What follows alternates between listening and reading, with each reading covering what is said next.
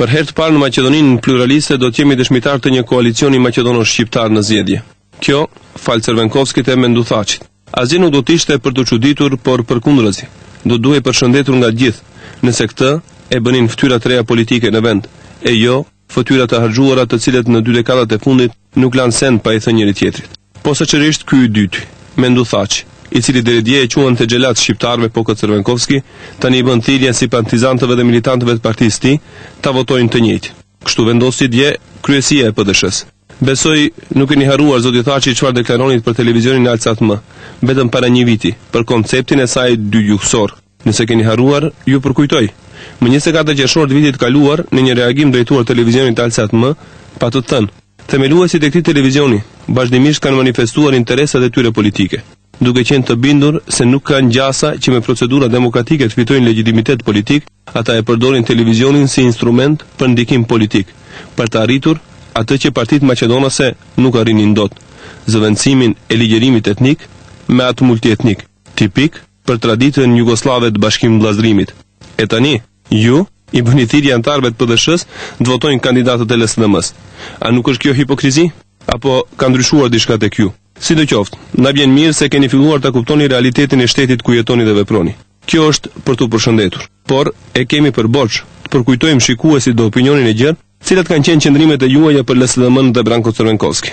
Në vitin 2006 në koalicionin me VMRO-DFMN, por jo para zgjedhor, por pas zgjedhor, ju lartësoi aq shumë VMRO-DFMN-ja e Gruevskit, duke ju dhënë epitetin vojvod.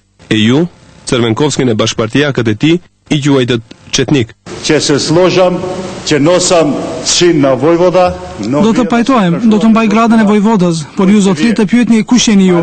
Çetnik të vegjël dhe madje me gradën e kapitenit Manasievski, çetnik me emblemën e vogël serbe në kokë, kapiteni i vjetër Radmila Sheqerinska me emblemën e vogël serbe në kokë, kapiteni i vjetër i klasit të parë Branko Crvenkovski me emblemën e Sheshelit dhe kapiteni i vjetër i klasit të parë Gligorov me emblemën e madhe të Miloševićit. E tani do të jeni bashkë me këta çetnik. E tani i bëni thirrje anëtarëve të PDSH-s të votojnë pikërisht për ata të cilët ju i quajtët çetnik. Aferim zoti Thaçi. Do t'ju përkujtoj gjithashtu çka deklaruat jo më larg se para disa ditëve në intervistën tuaj në Kanal 5 për koalicionin e mundshëm maqedono-shqiptar. За сега то е невозможна идея. Zato što јас мислам и мојата партија додека не се решават националните проблеми на албанците или меѓуетничките проблеми помеѓу албанците и македонците, такви коалиции може да бидат смешни и неупотребливи. Дефинитивно велите не, не како варијанта на македонско-албанска предизборна коалиција. Да.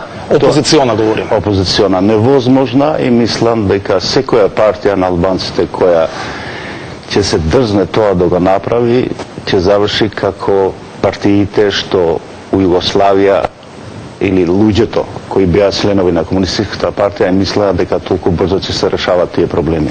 Çka ndodhi brenda këtyre ditëve e opinioni dhe antarët e PDSH-s nuk e dinë. E keni për borxh ta tregoni zoti Thaçi. Po tishit burr, dje be do dini ta shpjegonit dhe zyrtarizonit koalicionin me LSDM-n. E jo para mbledhjes ta nxjerrni Armën Xhaferin e më pas zotën Sintresi. Njihni në opinion si orator i mirë. Në nofull jeni shumë i fortë zoti Thaçi.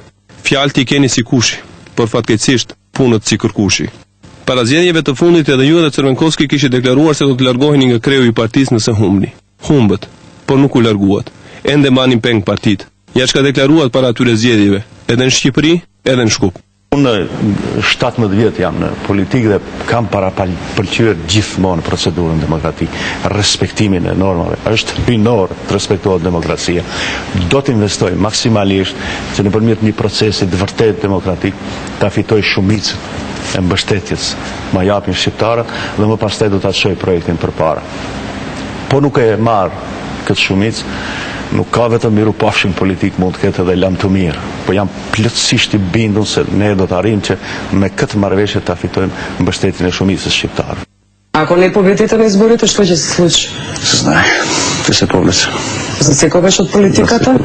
U bashkuat me LSDM-n për të rrëzuar nga pushteti Gruevskin e Ahmetit.